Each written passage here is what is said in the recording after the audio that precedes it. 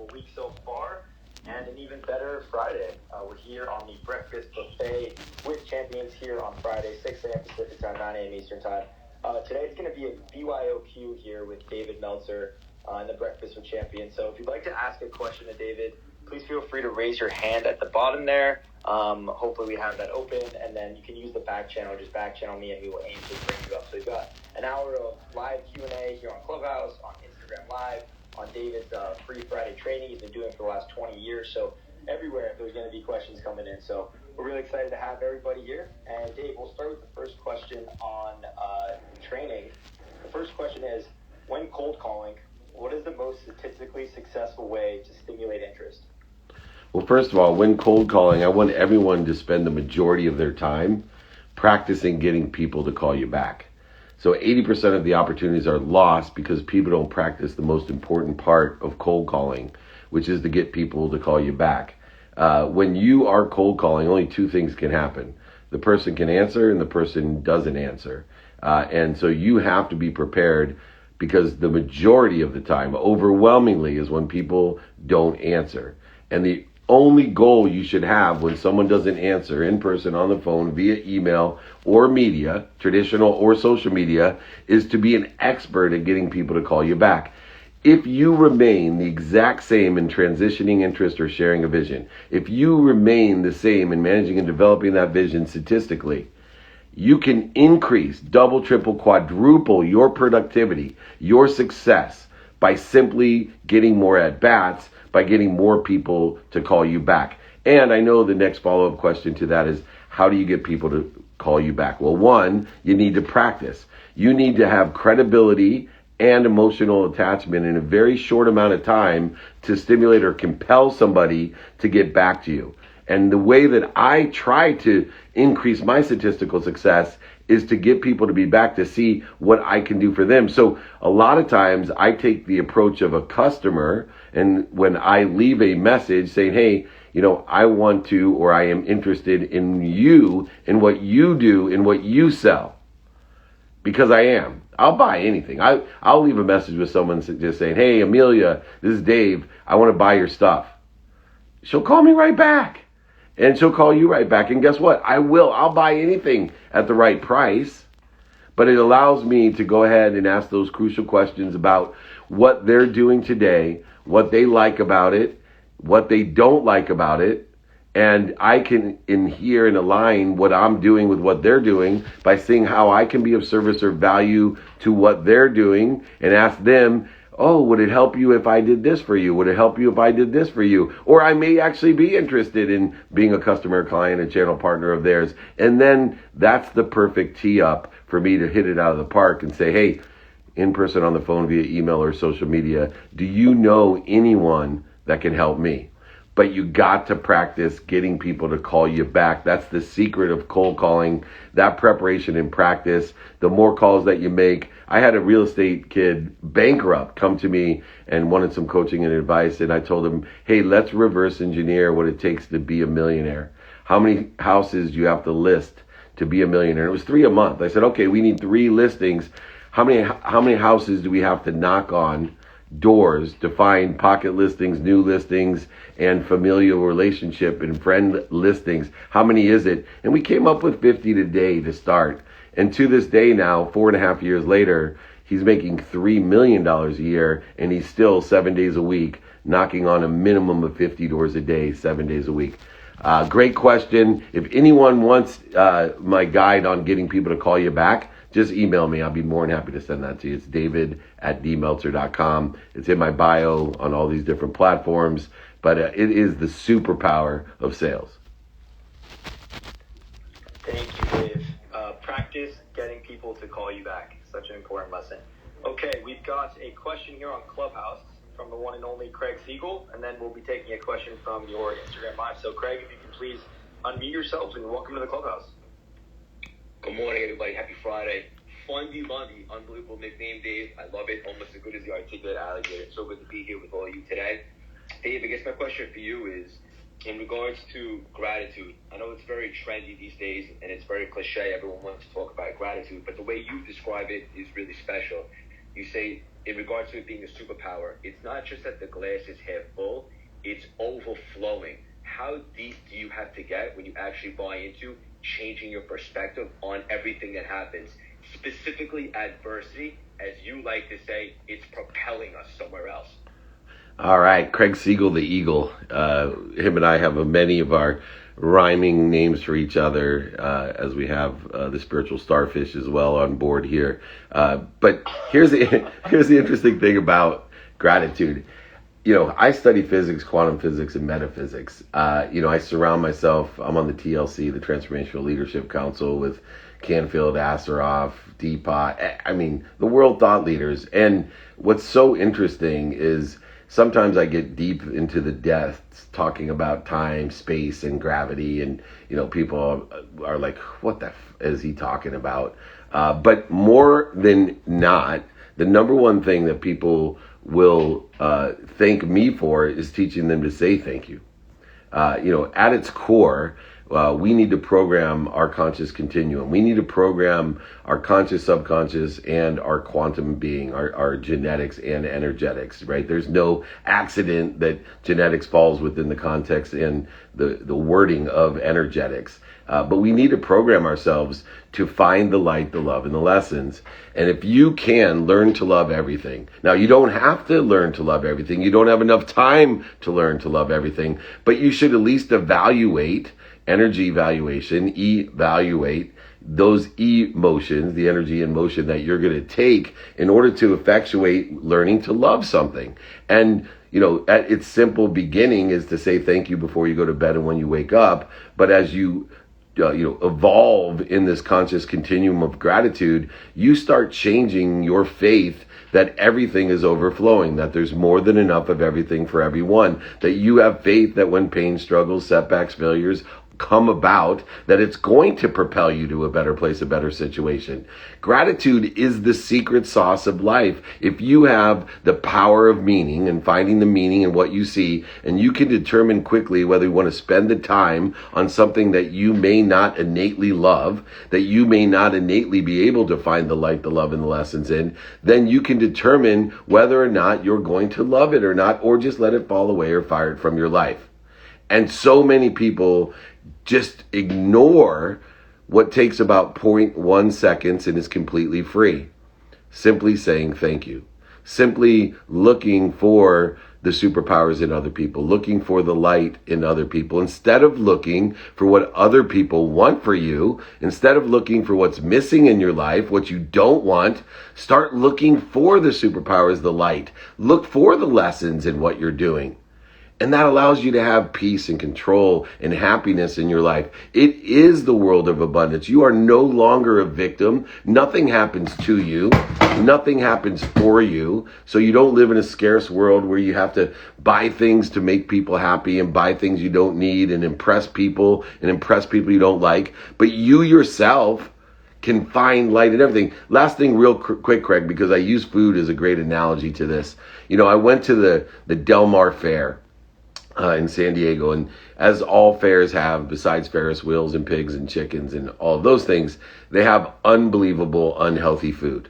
Although fairs are changing because they do have some now healthy food, believe it or not, at fairs. And there was actually a line to get certain healthy foods, which I thought was super cool. But nonetheless, if you're walking with all your friends at the Del Mar Fair, it's amazing that you walk by and your friend will say, oh my gosh, that looks so good. A fried Snickers bar. Oh, that looks so good. And the other guy right next to him says, oh, that's disgusting. There's an example of how there is a certain frequency. There's innate being in our energetics and genetics that are attracted to or are obvious to finding light, love, and lessons. Now, the person who thinks it's disgusting, there's light, love, and lessons in the fried Snicker bar.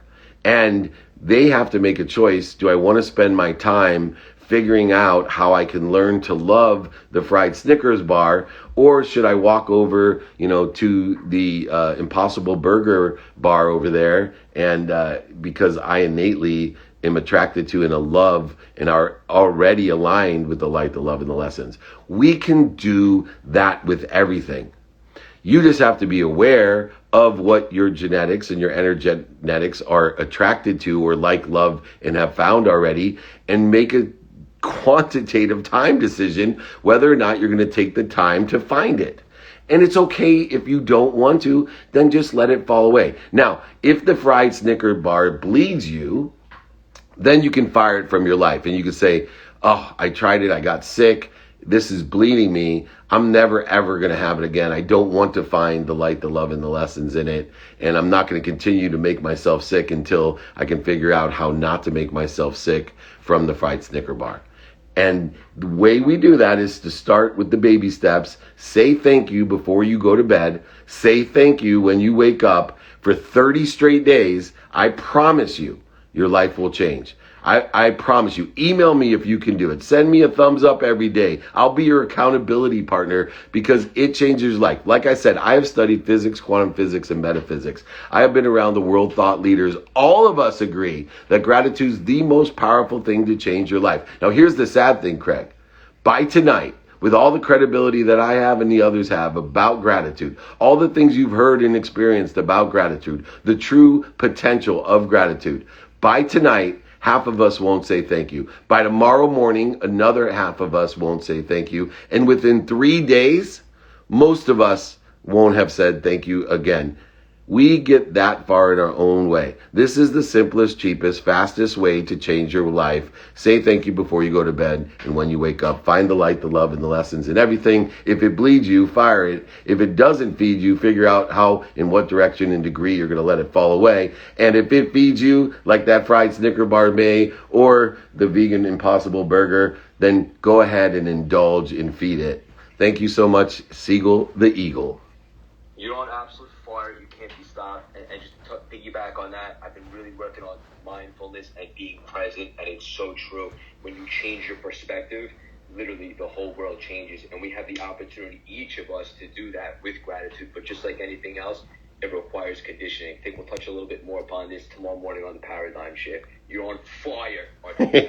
Love you. All right. Thank you. It's Siegel the Eagle. Jakey, reset the room. It's Bring Your Own Questions here on Clubhouse.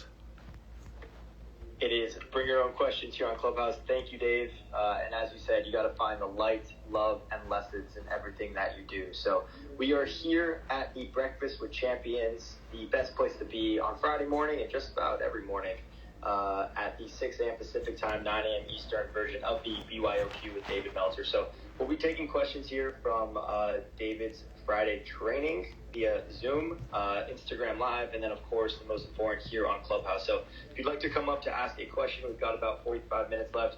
Please feel free to back channel me, and we will be sure to bring you up. So, David, we've got Kim from Instagram who asked, what is your takeaway of the week? So, Dave, what is your takeaway of the week?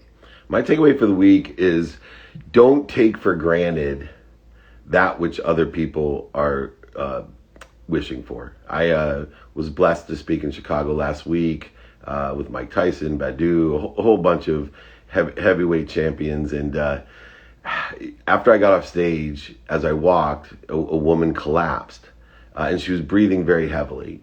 And as I walked by to allow people to help her that knew what they were doing, we were blessed to have some people in the crowd that had medical education and experience. As I got to the back of the room, one of the ladies screamed, "Oh my gosh, she's not breathing."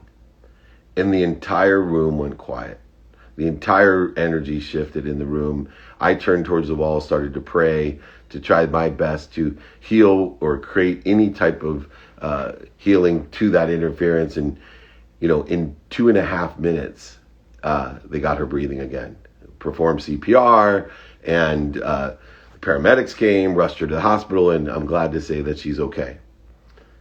But it was a reminder, a remembrance, and a recollection of the oneness of all, that we cannot take for granted that which other people are wishing for. And as the pandemic has hit, breath itself is a gift, is a blessing. Life itself is a gift, is a blessing. And, to be able to frame your life with that much gratitude of how blessed we are and to remind ourselves every day that we cannot take for granted that which other people are wishing for. And, I do it every day, you do it every day, and the better we get at practicing appreciation and the respect of that perspective, the better off all of us would do. And so I am blessed to be breathing here, and I'm blessed to be part of the Breakfast of Champions, blessed to have the exact same voice of Glenn Lundy, so you really don't know if this is Glenn or David, but it is either one of us together. Thank you, Jakey Bakey.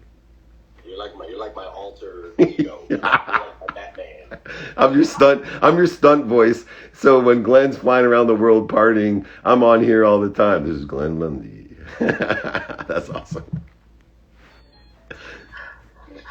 Oh, got the music. I love it. Thank you, Dave. And thank you, everybody, for asking great questions. Who knows if it's Glenn or Dave? We will never know. Okay.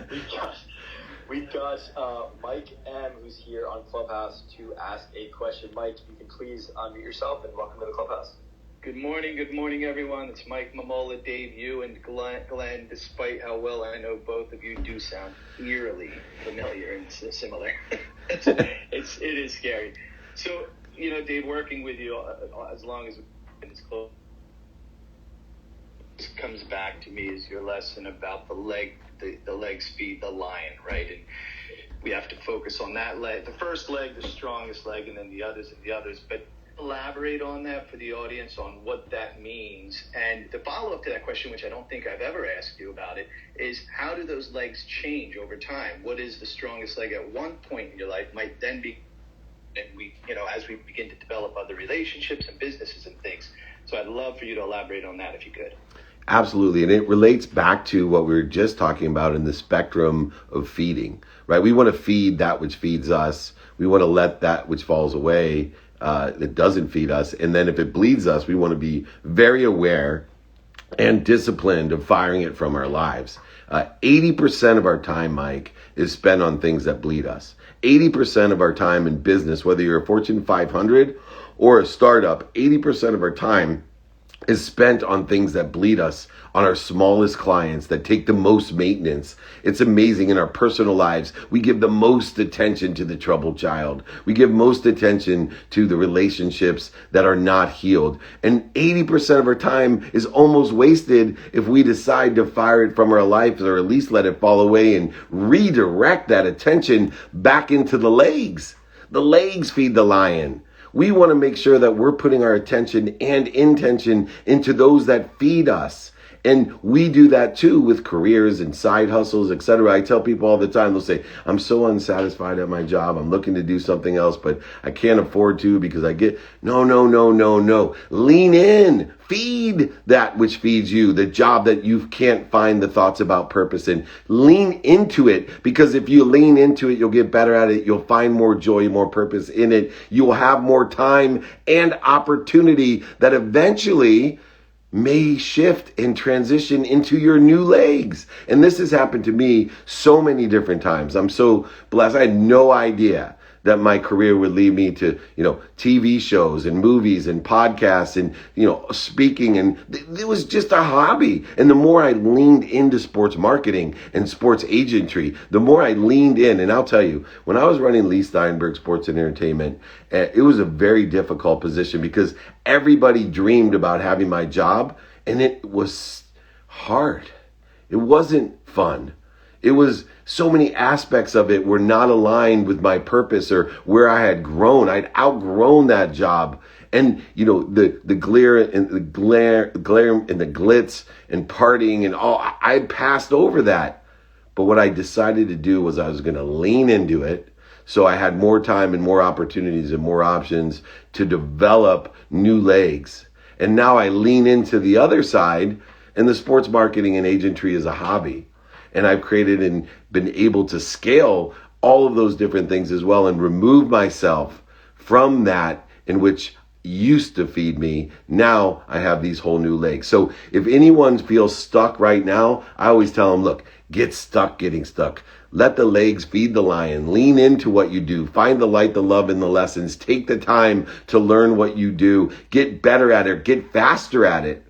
Time is your friend. Ego's not your amigo, but time is your friend. And the faster that you can be and do efficiently, effectively with statistical success, what's paying you, that's just going to give you more time, more opportunities, and more options. And you can use that and the pay in order to effectuate new legs. What a great question, Mr. Momola. Thank you so much. I appreciate it. I don't get to talk about that side of it. And if anyone wants to know where that comes from, it's my favorite sports movie, Miracle on Ice. Herb Brooks, an incredible psychiatrist and psychologist of knowing human nature. Study history, watch movies like that, learn human nature. It never changes. Thanks, Mikey. Thank you. Thank you, Mike. Thanks, Dave. Get stuck, feeling stuck, and then let the legs feed the lion. Those are both incredible quotes. Thank you, Dave. Okay, Dave, we've got a great question here on the Zoom training, and then after Zoom training, we're going to come back here to Clubhouse and have Coco Lewis ask her question.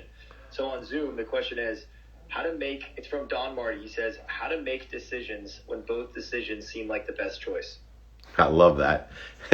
If both decisions are the best choice, then go ahead and take inventory one more time of your what, and then take inventory of who you can help with both decisions and who can help you.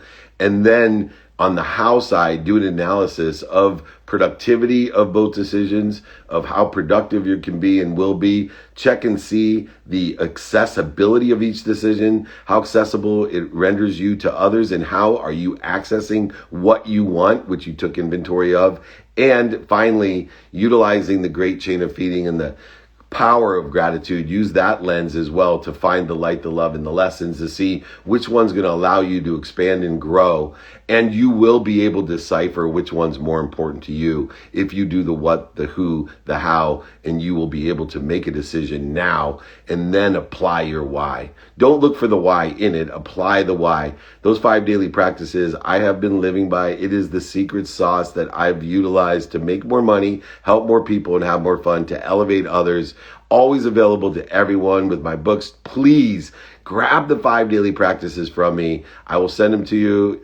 Don't worry, I'll pay for everything. But send and live by these practices. It allows you to make game time decisions you will enjoy and align and understand what, who, and how in your life will give you the importance, the purpose, the passion, and the profitability when you have, and bless you, when you have 2, 3, 4 choices that all seem very similar and beneficial. But it also works if you don't know what to do and can't find the power in 2 decisions and are just trying to search and see which is most important to you so that you can put your attention and intention on what's most important to you, creating those coincidences, leveraging the mathematical equation of luck, because what you pay attention to and what you give intention to is the coincidences in your life and is why people will call you lucky. Thank you, Dave. Okay, we've got a question here from Clubhouse. Coco Lewis. Hi, Coco. Good morning. If you can please unmute yourself and welcome to the Clubhouse. Thank you. David, I was in your master sidewalk class in New York City on Sunday, and it was such an education. I thank you. So I just wanted to ask my question again, because I'm sure everyone here on the stage and in the audience might be able to benefit. And the question is fear. How do you conquer fear? Yeah, well, first you have to identify and define fear. I think a lot of people don't see ego and fear as the same thing. There are primal fears, Coco. And I, number one, want to thank you as well for everyone that showed up when I do meetups in person in the different cities that I travel to. Doing this in person takes on a whole new level. It just materializes what we do every Friday here on Clubhouse. But fear, the primal fear, first to understand it, is 4 things, right? The need to fight, flee, feed, and the other F word, which I like to say, my friend Gary Vee says a lot. For me, those 4 needs of the ego are important because when we're in primal fear, the natural and biochemical reaction of fear is that our blood, our energy and source leaves our brain, our higher power of thinking, and moves to our body. So we can fight. so we can flee, so we can feed, so we can, the other F word, our body needs the juice, not our mind. Well, the problem is that we don't identify what's triggering the primal fears that we have. And what we want to do is spend time practicing and learning what triggers, who triggers, and how we're triggered to go into the primal state of fear. And those triggers for me, and I have a long list of them, right? The need to be offended and right and separate and inferior and superior and anxious, frustrated, angry, guilty, resentful, just to name a few, right? And then I have all these different relatives and friends that I'm not going to name their names, but that trigger me the minute I see that Glenn Lundy. Oh my God, no, just kidding. But when we all know that relative, that our stomach starts pinching up on us and we start moving into and trigger those needs of the primal fear. And the blood leaves our brain and goes into our body. And guess what? We manifest exactly what we don't want. We start moving in the wrong trajectory. Not only do we move in the wrong trajectory, but fear's a motivator. So we're accelerating in the wrong trajectory. And then we're creating the voids and shortages and obstacles for ourselves because we're celebrating and accelerating the wrong things in the wrong place. And then we wonder why we end up there. So if we can, number one, practice identifying when the blood leaves our brain and goes to our body so that we can stop. Now, our natural reaction is going to be resistance, fighting, overcoming, overselling, back and selling, going around, over, under, and through. Not necessary. What we want to do when you know who, what, and how triggers you, you want to simply stop. Stop and breathe, which is allowing yourself to put the blood back into your brain, into the higher power of thinking, into the thing that gives meaning to everything that you see, the thing that has intellect and logic and allows you to control the emotions to move in the right trajectory.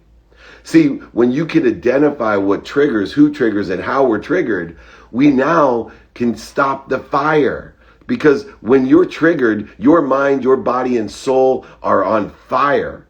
And you just got to remember, when we're on fire, stop, drop, breathe, and roll in the right trajectory.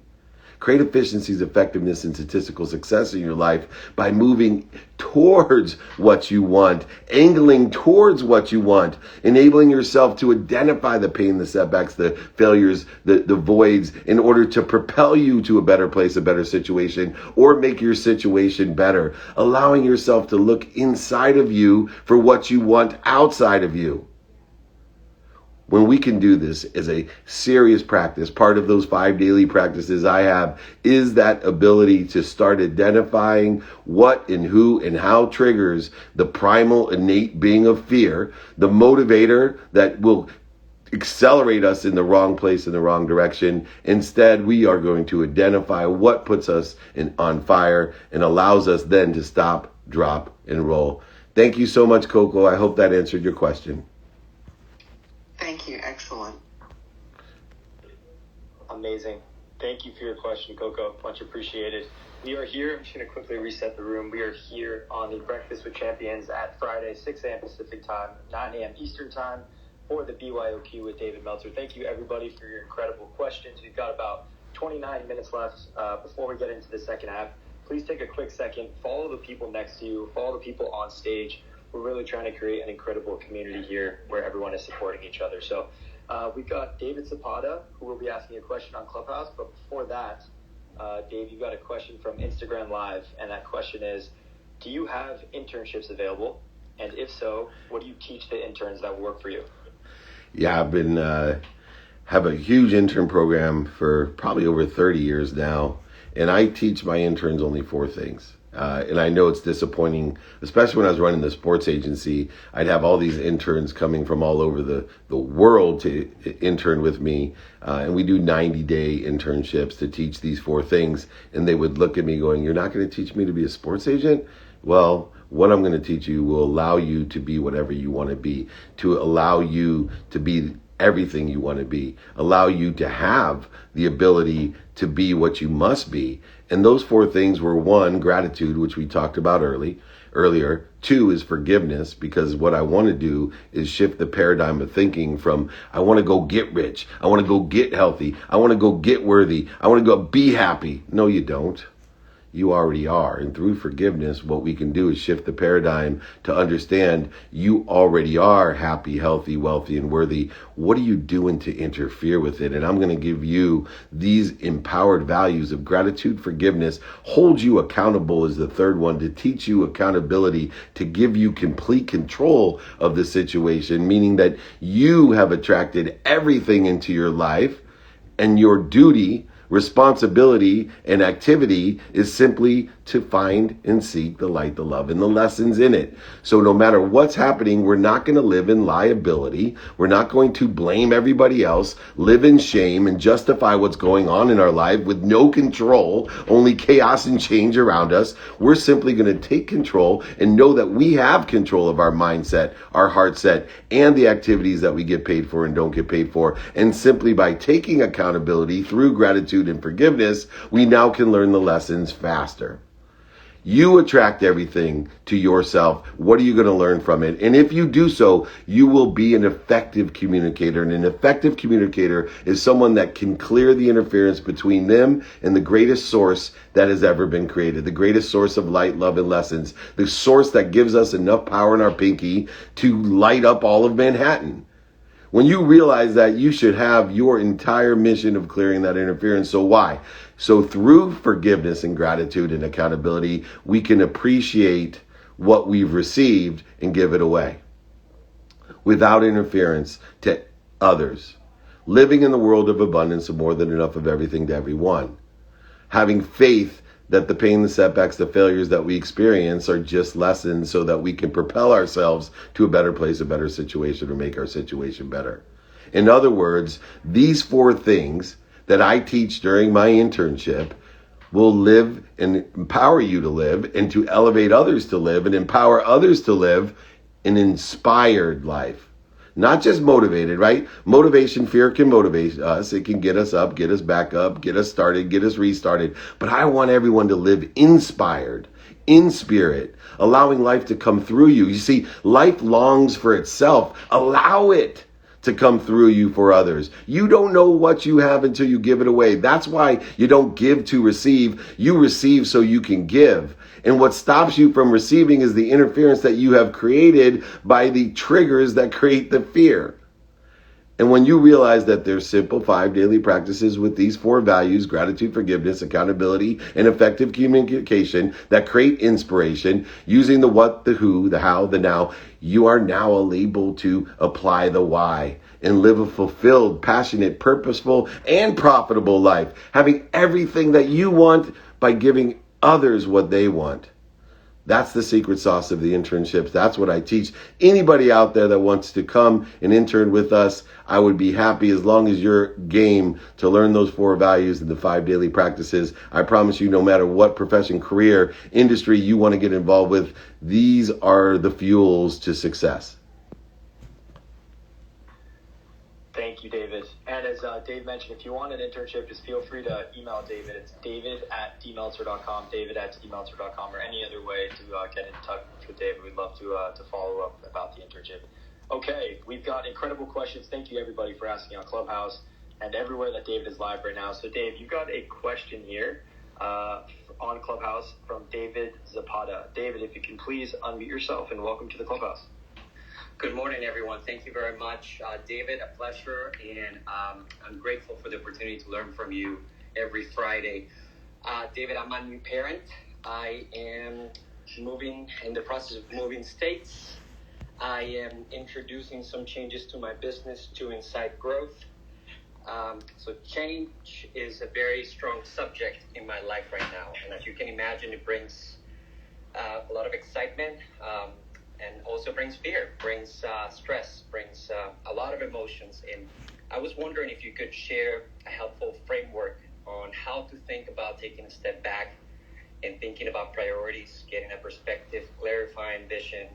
I'm sure many of us are going through stage changes in life where having a helpful framework will be good for thinking and taking a deep breath and moving forward more effectively. I love it. Well, first of all, the good news for you is the only person who likes change is a wet baby. So at least somebody in your house will appreciate the change that's going on. Look, there is no certainty is where I start with. There is no certainty. I always joke around, but if anybody can tell me exactly what's going to happen tomorrow, please reach out to me, david@dmeltzer.com, because I can make you billions of dollars, and I can make myself billions of dollars, which I can give to charity and help impact the world. So if anybody's certain what's going to happen tomorrow, please give me a call. We can make some serious money for everyone. But there is no certainty. The only certainty is change. And when we realize where do we find certainty, it's through forgiveness. What we want to do is practice trying to forgive the unforgivable, utilize the core values that we have and the 5 daily practices to know what we do have control of. What do we have control of? The number one thing that you have control of is your mindset.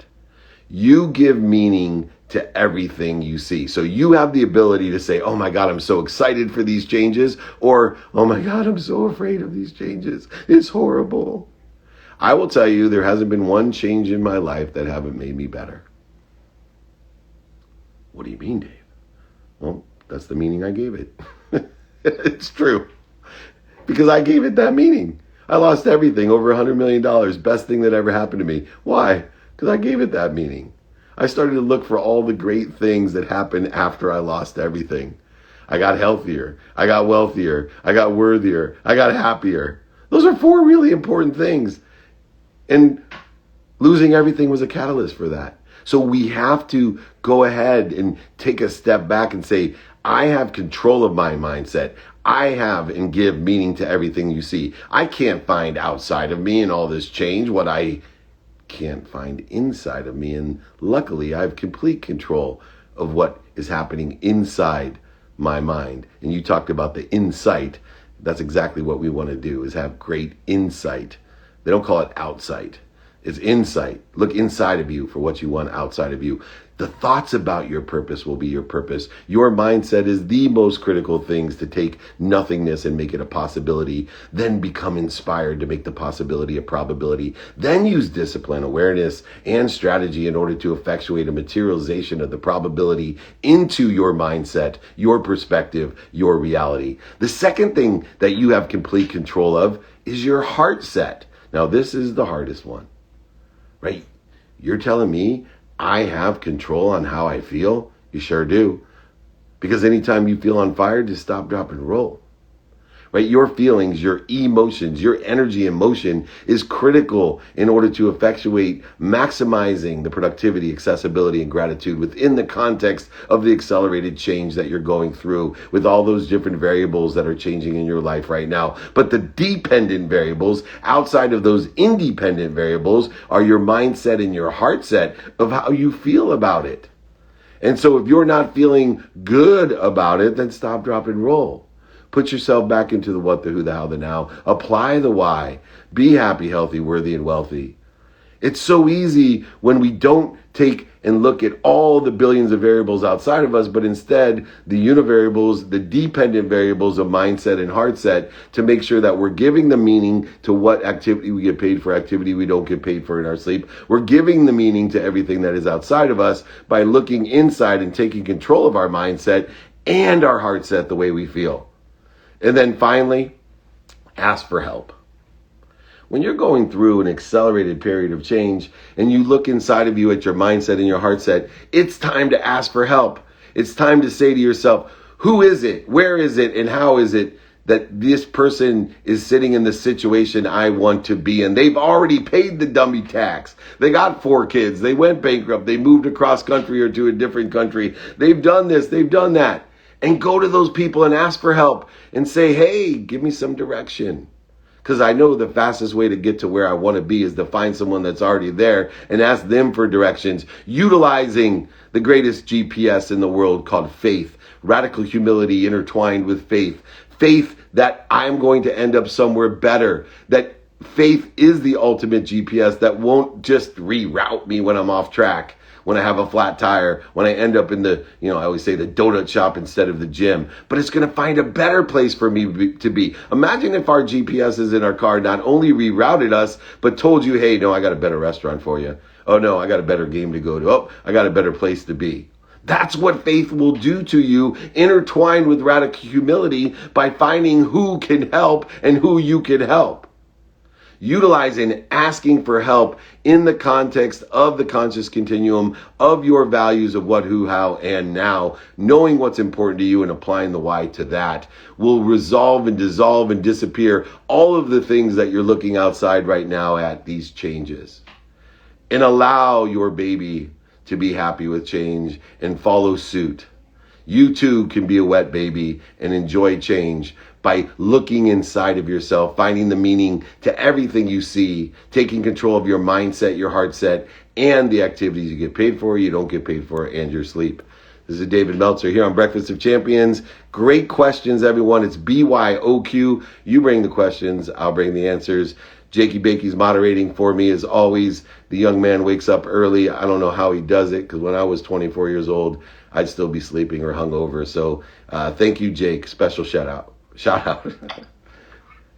Thank you, David. It's inspiration over motivation. That's what you've taught me. And that's what gets the ball rolling always. So thank you. Some good quotes, great quotes that you just said. One is, the only person that likes change is a wet baby. That's amazing. And then, of course, faith is the ultimate GPS.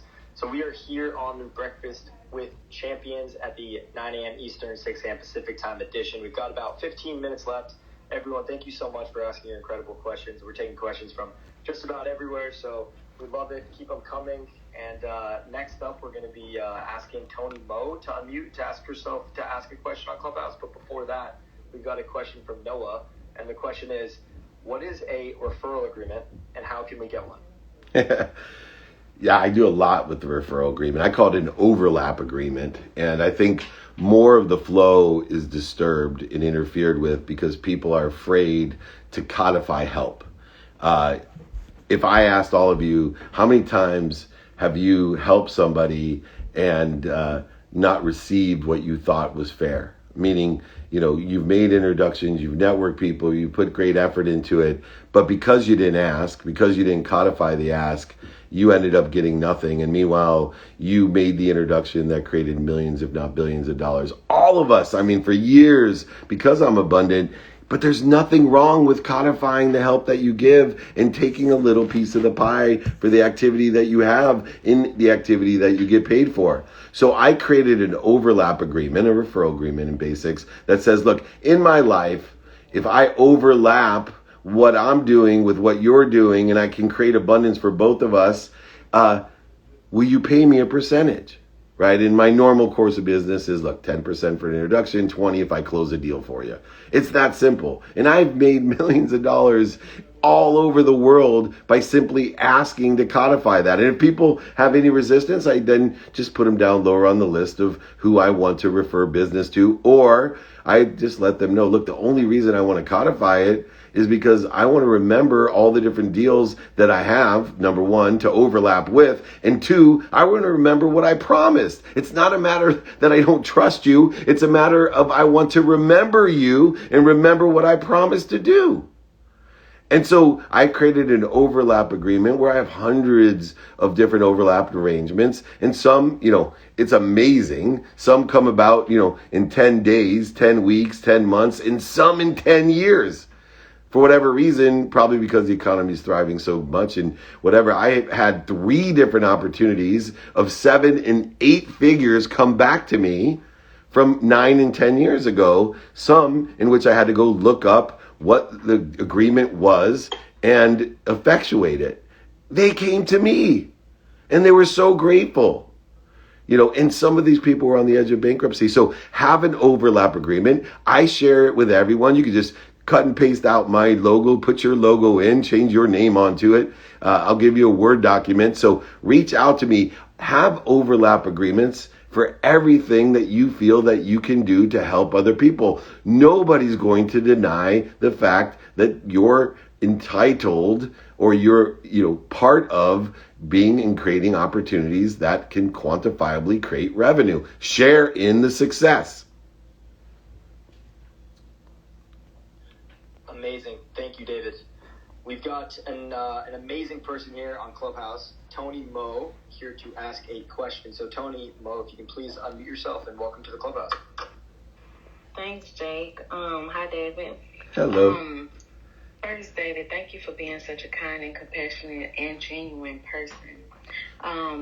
My question for you is, to create the life that you have for yourself, do you feel that you have utilized the law of attraction or the law of vibration more? Nice. I think they're interrelated, right? I believe in number one, the law of gravity. Because the law of gravity says I'm happy where I'm at. I'm exactly where I'm supposed to be at the right place at the perfect time. Incorporated into the law of attraction now is how we figure out the frequency or vibration through the law of Goya, which, John Asroff taught me, Goya, the law of getting off your ass. In other words, vibrating faster, being more interested than interesting, elevating your own awareness through vibration and frequency, because you can only be aware of that which vibrates equal to or less than you. So if I have the desire that I must be what I can be, if I enjoy the consistent, everyday, persistent, without quit pursuit of my potential, my truth, because the truth vibrates the fastest. And remember, the ground, the earth, the minerals, they vibrate the slowest, then plants, then animals, then humans, then sound, and then light. Light moves at 186,000 miles per second. But what moves faster than that? The speed of thought. And what thought moves faster than that to raise and elevate the awareness is the truth. That's why I pursue my truth, my potential. And I think intertwined in the law of attraction is that through the context of knowing and being exactly where I'm supposed to be at the right place at the perfect time, having the desire that I must be what I can be, elevating my awareness through vibration and frequency, through the law of Goya, I now am utilizing my energetics and genetics, this beacon of my personality traits, characteristics, obsessions, and addictions that create a signal, a beacon of frequency, that is which attracts everything into my life. But it doesn't happen without the frequency and vibration, and the vibration and frequency doesn't happen without the foundation of being exactly where you're supposed to be, in gratitude, forgiveness, accountability, inspired through effective communication, utilizing the greatest source of power, light, and love and lessons, focusing in on clearing the interference that the ego and these triggers have created for me to stop the source that doesn't allow me to appreciate it and give it away. And so if we can find how the reconciliation of frequency and attraction work together through the laws of gravity, through the laws of Goya, then the law of attraction is utilized. It's more of a beacon to me that is fueled by the frequency and vibration that we create through those other laws. Does that make sense? Yeah, so much sense. So I'm going to do one better. Go, Ma. Get off my... Yeah, I love it. Thank you, David. I appreciate you. Go, Ma. We need Mo of you. So that's awesome. That's amazing. Go, Ma. I always say, too, turn your foes to Joes, right? Fear of missing out, the fear of other people's opinion. Make it joy. Joy of missing out, the joy of other people's opinion. I like Joe Ma, right? Joy of getting off of getting off our ass, Joga, whatever we want to call them. But make it the Joes, not the foes that run your life. What a beautiful question. Thank you so much. All right, Bakester, we got about 9 minutes. Reset the room for a couple more questions. Let's do it. And definitely go, Ma. Tony Mo, that's for sure. Thank you, Tony Mo. That was amazing. Okay, resetting room, as Dave mentioned, we've got 9 minutes here on the Breakfast with Champions, the Breakfast Buffet with Champions, as we learned last week. Thank you, everybody, for joining. This is the BYOQ edition. It's amazing having everybody here. Hope everyone's having an amazing week. Feel free at the bottom there to invite anyone who you'd like. We still got 8 or 9 minutes or so. And then feel free to follow everybody on stage and the people next to you. We're really trying to create an amazing community here. So we've got questions coming in from everywhere, and I think now we'll go back-to-back on Clubhouse. So Tracy Oriomi, if you can please unmute yourself, and welcome to the room. Thank you so much, Jake. Good morning, Breakfast with Champions. Hi, David. Thank you so much for this Q&A session. This is awesome. David, you mentioned that the biggest mistake people make in business is not knowing their mission statement and not knowing the values behind it. What are some things to consider when crafting an effective mission statement? There's 5 things that I consider. Is one, credibility. So the credibility falls within your truth, the authentic self of who you are at that time. So we want to, in a mission statement, we want to talk about, what's actually true. And that's how I came up with, my business mission statement: to make a lot of money, to help a lot of people, to have a lot of fun. When I first started, it wasn't very credible. It was overselling, back end selling, manipulating, and it was like, to coalesce the vapors of human existence in order to leverage billions of dollars of relationship capital to, look, be credible. 2, you got to have a mission statement that emotionally connects with people, that allows people to either say, man, I'm all in, or that's not for me. It can't be a middle of the road mission, right, where nobody cares. So you need to be credible, have an emotional attachment, and then somehow articulate quantitative values. Either articulate the reasons, articulate the impact, or you can articulate even quantitative value created by capabilities, skills, knowledge, and desire. When you look through those 5 things, credibility, emotional attachment, reasons, impacts, and capabilities, in a quantifiable nature, not the Barney, the purple dinosaur subjective value. I see a lot of mission statements that aren't movement oriented or purpose oriented. It's, I love you, you love me, nobody makes any money. No, don't make it huggy wuggy. Let's get down to business, brass tacks of quantitative value through credibility, through emotional attachment, quantifying reasons, impacts, or capabilities, and or each, and you will have a great mission statement that creates a movement and allows people to like or dislike what you're doing and join you in either direction, to allow you to elevate the power and awareness, and allows you to create that vibration that we were talking about, the Goma, the Goya, and all of the things that allow you to expand, grow, and accelerate with that mission in mind. Does that sound fair?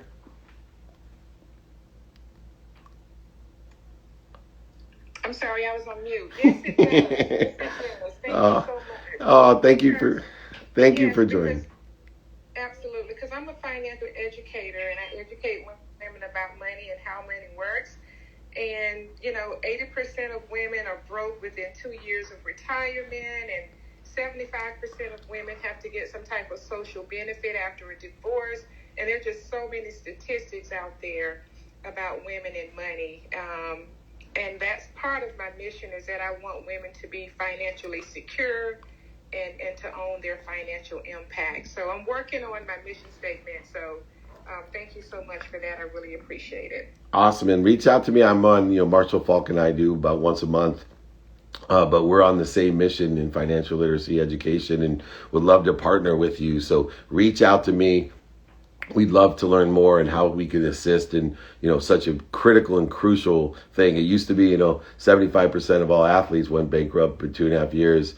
Much bigger pool is women. So we want to make sure we're empowering them with the equipped education and intelligence and academic reasons, impacts to create that financial literacy and to elevate, more of everyone. So please reach out. Marshall and I would love for you to partner with us. Thank you so much. God bless. God bless you. Thank you. All right, Jake, we're coming into the close. Thank you, Tracy. It's always a blessing having you on. You're amazing. Okay, Dave, we've got a question from online from Tristan. The question is, how important are emotions in marketing, and what emotions are the strongest?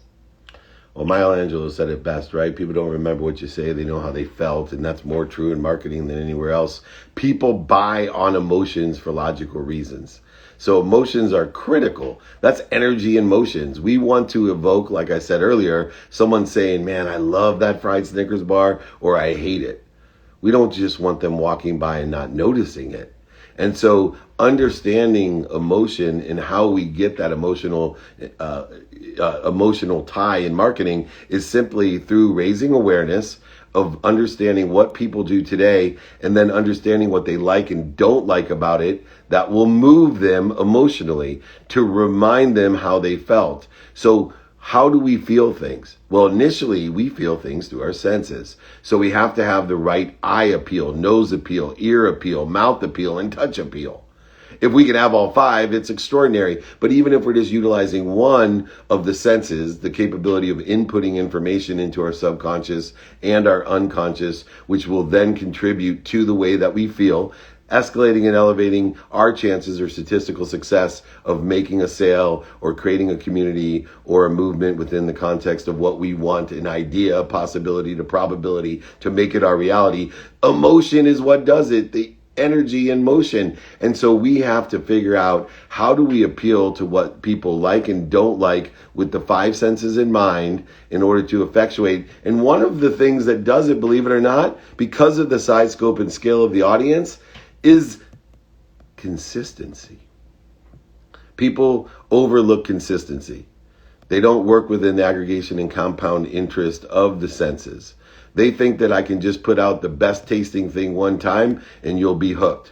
No, it needs to be consistent. This is the way the five senses input data, because the five senses are inaccurate and stupid, and it takes a lot of learning and repetition in order for it to feed the subconscious to create a neural pathway so that it remains in the 40,000 of the same thoughts we have every day about your cookie or about your car or about your windshield wiper or about your SaaS solution. And then it is then utilized and recorded and practiced so that it actually goes into the, please mute yourself everyone, goes into the unconscious competencies, becomes part of your characteristics, obsessions, addictions. And that's how we market to people, through the senses of what they like and they don't like, in a consistent way. All right, it's time to close this out. We like to stay on time. This has been BYOQ. You bring the questions, I'll bring the answers. We have utilized the multi-platform of the Breakfast of Champions with my twin voice stunt double, Glenn Lundy, who I live in gratitude for you and what you're doing. Talk about executing on the idea of empowering others to empower others to be happy. What a great mentee I have in Glenn Lundy. If I'm looking for 1,000, he's leading the charge of my 1,000 people that I'm looking for, like you, to empower 1,000 people, to empower 1,000 people, simply to be happy, which in my opinion is to make a lot of money, create abundance, to help a lot of people to live in the flow and to have fun, to be happy. You are happy, you are healthy, you are wealthy, you are worthy. Let me help you figure out what you're doing to interfere with what you already are. Thank you everyone so much. Thank you everyone for coming aboard and asking such great questions. Thank you, Jake, for moderating. You are the best of the best and waking up early. I appreciate everyone here on the Breakfast of Champions. Close it out, Jake. Sure will. Thank you so much, David. What an incredible hour that was. Everyone who came in to ask a question. Thank you, everybody. Thank you. Join me every Friday, 6 a.m. Pacific time. Today it was 6 a.m. It was 6 a.m. Pacific time. Sorry. Anyway, thank you. We will talk to you soon. Remember, most importantly, be kind to your future self and do good deeds.